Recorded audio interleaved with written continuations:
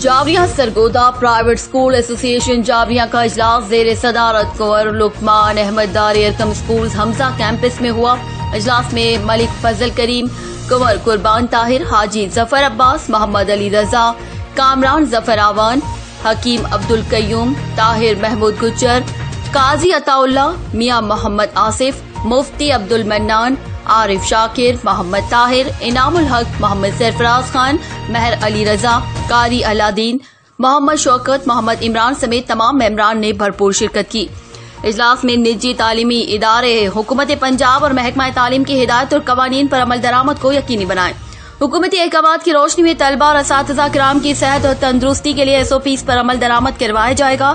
کوئی ادارہ کسی بھی طالب علم اسکول لیونگ سرٹیفکیٹ کے بغیر داخلہ نہیں دے گا۔ رپورٹ حاجی ظفر عباس، جاویہ سرگودا۔ مزید خبروں اور اپڈیٹس کے لیے دیکھتے رہیے بولو ٹی وی گریس۔